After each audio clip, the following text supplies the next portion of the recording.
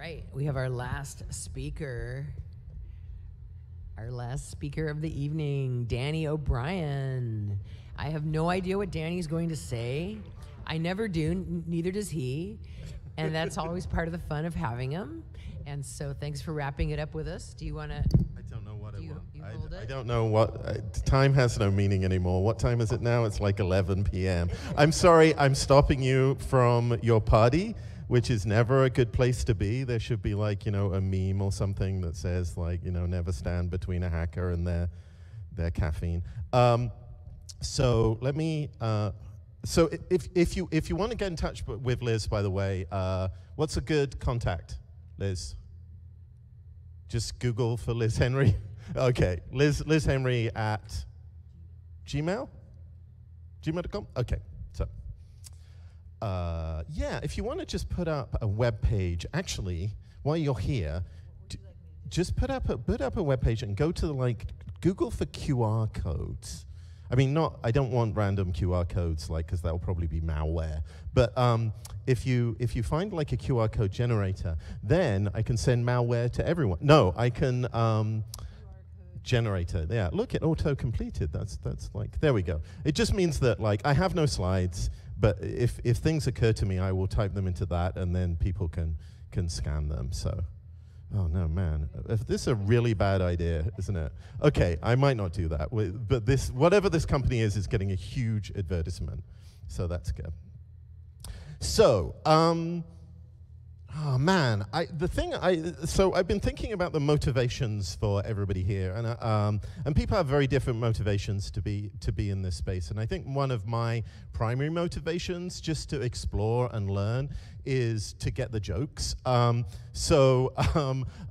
Like I would hang around like people who knew more about technology than me, and they would make obscure references, and I would sort of laugh nervously along. And then when Google or search engines came along, I was very excited because I could find out these things.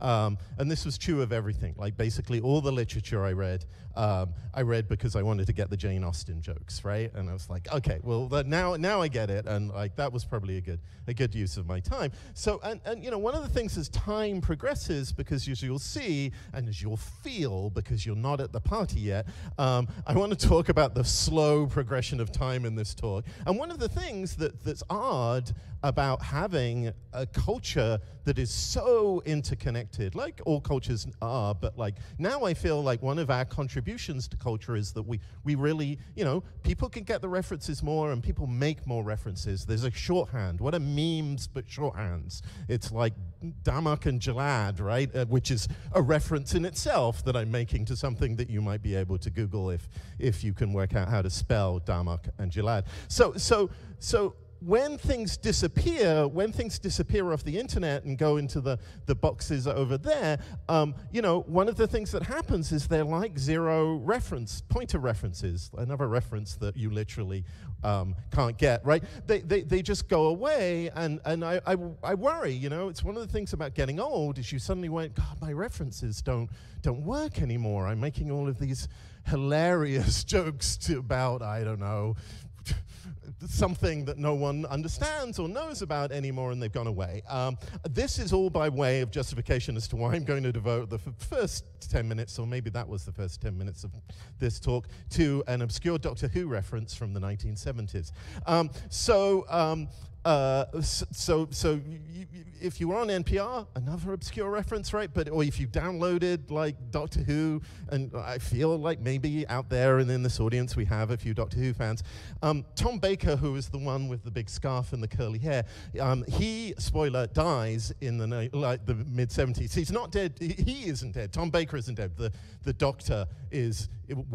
It's a complicated plot point in Doctor Who. But anyway, in the 1970s, Tom Baker, curly hair, scarf, stops being the Doctor, and there's this moment when he's stopped. He falls off Jodrell Bank telescope, and he falls down, and he's going, right? His hair is turning gray in front of you. And somebody dressed up in, I believe, cotton wool buds. He's like kind of wrapped up in very BBC kind of special effects. It's just basically all cotton wool. And he turns up and he says, the moment has been, no, Tom Baker says, the moment has been prepared for.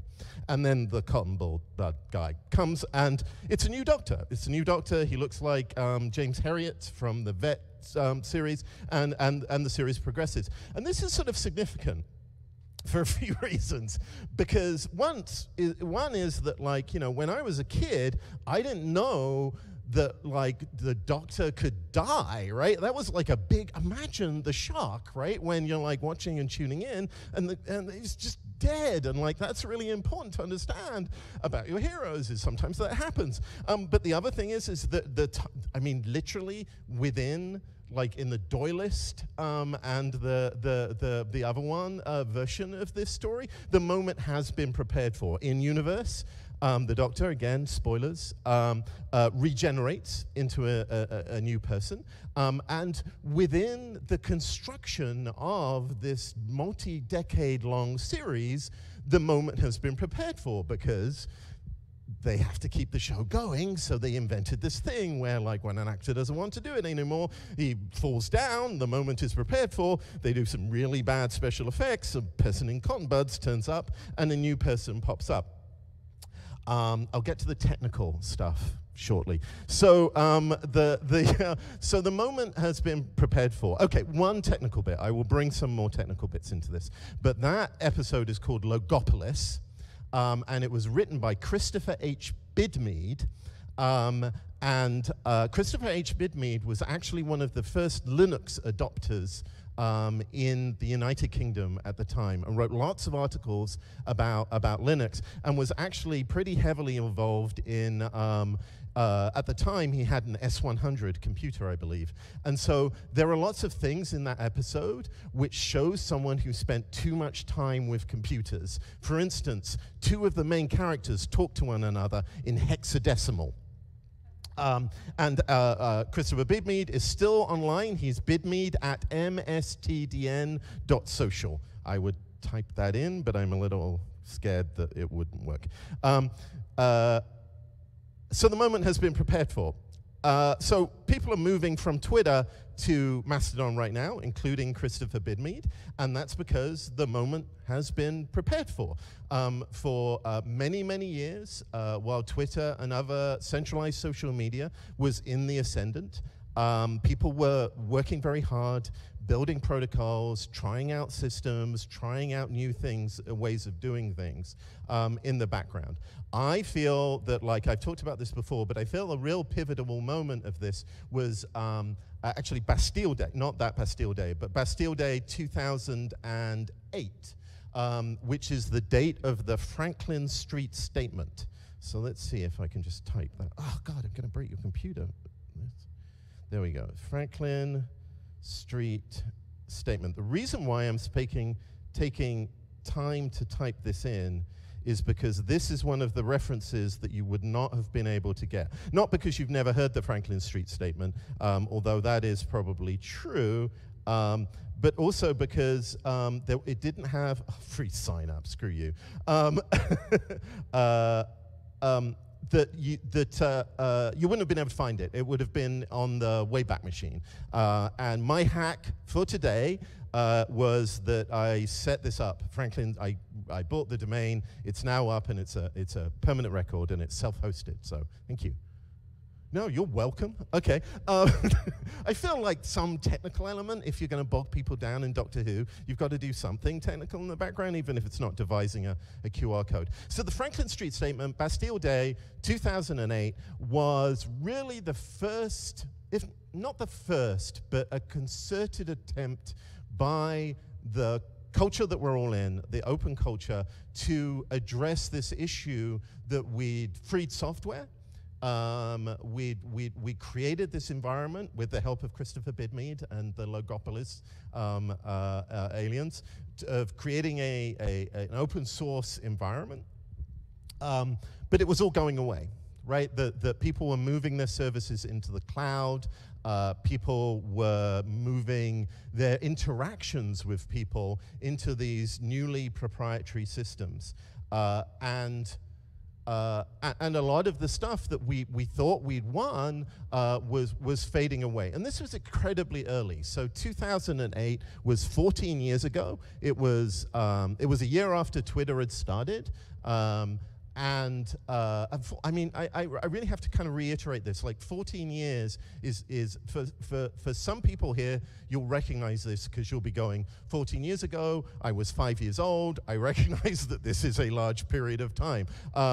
For those of you who just sit there going, oh, 14 years ago, I remember it like it was yesterday. Go and look at the museum of artifacts that we have here in the archive, and look down there and look at the things that you were using in 2008. I believe they have one of the early Kindles, which has this like, it looks like a teletypewriter keyboard on the bottom of it. So 14 years is a long time. It's a long part. It's 2 human cycles. It's like if you imagine this big cycle, this wave of history. 14 years is, well, we can judge it, right? Because it's the moment when people at the very heart of the free and open culture movement recognized that something was going wrong, right? So that's the point where cloud services were just getting to the point where we were aware that everything was being sucked into these black holes. And now, 14 years later, we're beginning to get to the point where the world is sort of noticing, has gone through all of this, and are beginning to flee to the tools that we've made. So we can imagine, people often talk about this arc between centralization and decentralization. Well, how long is that arc? How long is that wave? And we can sort of say, well, maybe a quarter wave of that is 14 years, right? So Aaron was at the Franklin Street meeting that came up with that signature. I was just talking to Evan Pompidou, could never say his name. Somebody heckle me his name. Podramu, who was one of so the story here is that Evan was inspired by the Franklin Street statement to build StatusNet that became some of the underlying protocols that led eventually to the system that links all the Mastodon federated instances together. So that's what 14 years takes you. You have a moment of political action, a moment of political notice. Someone hears or sees that moment, or he was in the room with Aaron and goes, okay, I'm inspired to build something based on this. And then 14 years later, people come looking and you say, the moment has been prepared for. So we have these waves, and then of course, you know, history doesn't just work in cycles. We have rogue waves as well. And so that moment when the rogue wave like washed over all of us when Aaron died, you know, the progress of time is slow and aggravating enough without having these things that come out of time, that come from the future, and then just come and slam down at a time that is clearly inappropriate for it to happen. You know, the pain of Aaron was the pain of going, we knew that we had Aaron around for much, much longer than we did. And so the natural reaction to that, right, that moment was unprepared for. And so our desperate scrabblings, and people who are in the room will understand this, right, the desperate scrabblings we are, how do people respond to grief? Well, in our community, we run hackathons, right? That's how we deal with grief. And genuinely, I can say we threw something together at Noisebridge.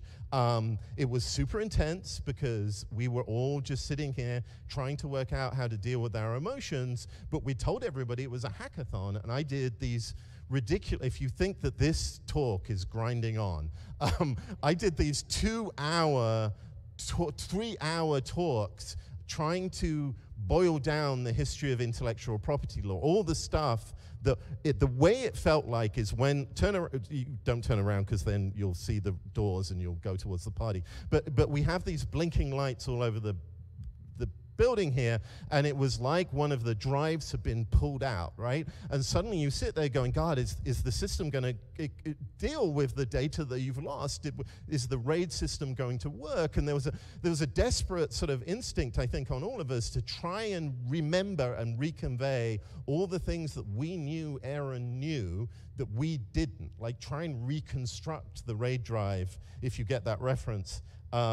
that left. Downloading Aaron's archive as people now are downloading their Twitter archives, right? If that's not a trite, horrible reference, right? But people are sitting there going, this thing is collapsing around us and we don't know what to do, so we need to pull this data out. So the other thing that was odd was that we'd only just got started, right? It was clear that Aaron had only just got started, but we had all felt that, like, you know, there was nothing before us and there was so much to do, and then suddenly there was all this mass media. And I hope this never happens to you, but like what happened was that somebody that we love passed away, and there were newspaper articles. There was like the front cover of the New Yorker, and people would come and interview, not in a like paparazzi kind of way, it was not like that, but people would want to write and use Aaron as this indicator of a movement that they had not quite understood. Like, they saw the huge emotional expression by thousands, tens of thousands, hundreds of thousands of people around the world, and they wanted to get to the bottom of that. So it also felt like this weird premature memorial for a movement. You know, people were sort of going, oh, there was this open data movement, there was this free culture movement. Sorry that we never talked about it before, but we were too busy, you know, having tea with the rest of the people at the Algonquin round table. But now it happened, and apparently people are very upset, but he's dead now. And it was upsetting to be stuck in a moment of time and suddenly find that you and everything that you thought about was being sort of shuttled into this one collapsing period or moment. And it was annoying, and this was my own personal bias, right? But it was upsetting because I suddenly saw people treating Aaron like a hero, which is okay, right? Like the thing that we sort of joked in this black humor way at the time was we just talked about time to mural.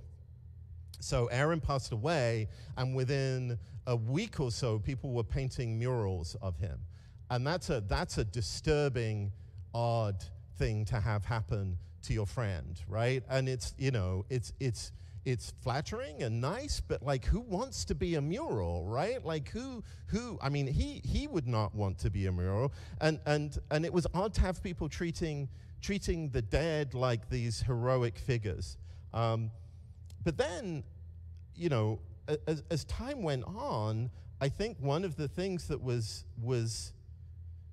became something that, and I don't think Aaron would agree with this, and we would probably have had massive arguments about this, but I also began to feel a little weird when people who are alive get treated as heroes too, right? I think that I mean, we're kind of doing it, so one of the things that's odd is when we treat human beings as organizing principles, right? And we're doing it now, right? And it's a perfectly reasonable thing to do because it works, right? We have the Aaron Swartz Day, we have the Aaron Swartz Hackathon, and it's a moment where we go, oh, let's go do those things, right? And like, maybe we wouldn't have done it otherwise, right? Maybe this is one of the things that you use to celebrate or deal with that hard drive being pulled out, is you go, well, let's use this, and I think we've talked about this, right? We use this name as a way to convene, and we use it as organizing principles. And I think that one of the things that sort of one of the things you're seeing right now is people recognizing the limits of that. So again, I'm going to return to this theme, right, of Twitter, but you know, people. I freely confess, right? Not freely, I really awkwardly confess that I was definitely one of those weird nerds who would leap in to defend Elon Musk at any point, right? But you know, one of the reasons why I was like, oh, Elon Musk, don't judge me. There was a time when you were like, oh, maybe he is kind of cool. You don't remember this because he's obviously horrible now. But there was a time when it was okay to like Elon Musk, and I just kind of left that lagging a little. I was a lagging indicator on that. But one of the reasons why was that you use these people as organizing principles, right? You have like a powerful leader or something like that. And you know, people, including Elon Musk, use Elon Musk as an organizing principle, billionaires, to get spaceships up into the world or to build electric cars, right? They're people at least perceive them as a necessary engine to achieve those aims. And same thing in the crypto world with Sam Bankman-Fried or whatever his name is, right? People go, oh, this is an organizing principle. I know we think about decentralization, but we should just go with the person who looks trustworthy, right? And of course, those people are flawed, right? And those people aren't the things that we need to organize things. They're sort of projections. We'll get to the technical bit in a minute. So what else is there if we're not people, right? Like people aren't necessarily always going to be around. It's kind of perhaps ethically wrong in some way to use them in this way, or if it's not ethically wrong, then it's not flawless, right? Well, the other thing we can do is depend on ideas, right? In many ways, what we're doing here, what we're all doing right now, is we're building on the ideas that Aaron and many people before and after him built on. We have a shared set of ideas that will go on, they've gone on before us, principles of civil liberties, principles of freedom of speech, of sharing information, and will go on afterwards, right? So you know, the moment has been prepared for, and the way we prepared for it is we built this nest of ideas, right? And when I say the moment has been prepared for, you know, this is a moment, right? One of the things that was amazing about Aaron is he could pick his moments, right? He knew with Sopa Pippa, when everybody else was sort of going, we're going to lose, he was like, no, we can win this one. This is the moment where we can like pull everything together and show everyone what a potential force there is. And of course, that moment, a lot of his work had led to that. So the moment's been prepared for. Everybody's looking to you, to us now, to build something that isn't dependent on these billionaire figures, right? That can provide the connections and stuff, the things that they needed back in 2008, where we, in our sort of arrogance that we'd managed to get video drivers to work for the first time on Linux, could not have provided for them, right? The thing that had them run off to these sort of feudal manners of the centralized services. So what is this moment? How has this moment been prepared for? I could go on for another hour about this, but what I will do is come back tomorrow, because people will talk about this. One of the things that's been super exciting for me in the last year is talking to the people who've been working on this moment and building things like decentralized identity, the W3C. And that's a thing that takes 14 years, if anything does, right? People have been digging through papers from the 1970s and 80s on distributed technology that has just been laying abandoned because we stopped doing decentralized stuff, right, around about 2008, and reinvigorating that stuff like object capabilities, stuff that the folks at the Sprightly Institute are working on, right? And more importantly, connecting all of these things together. As Noah said earlier on, like the key thing here is like you aim for something amazing and you build something, and then like maybe it's not the right moment, maybe the preparation isn't for this particular moment, but you've built all of these other tools that you can now interconnect, right? So we have things like the UCAN and Zcaps and all of these things, and I just urge everybody tomorrow to listen to the talks and also talk to the people downstairs who right now I think are probably partying. I don't think they're listening to me anymore. I think they're just like they've got the hard liquor out there, I don't know whatever they're eating down there, probably like little cheesy biscuits, right? And some of the whole cold chicken enchiladas from this morning, but with hard liquor in it. Anyway, they're building amazing things drunk right now, and those are the systems that will link together. Those are the things that will hold us all together, because my point here is that okay, two more examples about the moment, and then the arc of time will collapse in on itself. We'll have the spiraling episode at the end where the credits roll, and I'll fall down, and a man in cotton buds will come and replace me, right? So the two stories that I heard recently, and they're not great stories. These aren't amazing anecdotes. These are just people messaging me saying, this is the moment, and I'm working 70 hours a week trying to like get it right now, right? Like I'm like overworking because I recognize this opportunity. And then somebody else messaging him at the same time going, holy shit, like everything's going to hell right now. I can't get out of bed. I'm like napping because like I have depression naps. I'm a depression nap guy, so I sympathize more with that than the 70 hours a week. But you know, both of these things were happening because everyone suddenly feels this weight, right? They feel like the moment has been prepared for, but they're the thing. They're the thing that this moment in history, these two directions that we could go into, a dystopia or utopia, and it all depends on them, and either they need to work harder or they've already failed, right? And you know, if I have many regrets, and I have many, we all have many, about what we did and didn't do with Aaron, right? And one of them was the sort of the fact that the New Yorker wanted to write something about him, right? The fact that like he was sort of projected as this wunderkind, right? And the, you know, the story of Aaron and the story of Elon Musk and the story of Sam, whatever his name is that, you know, people are not load-bearing equipment, right? Like you cannot put the weight of the world, whether it's to decide to go into space or decide to, you know, save the web, on a single person.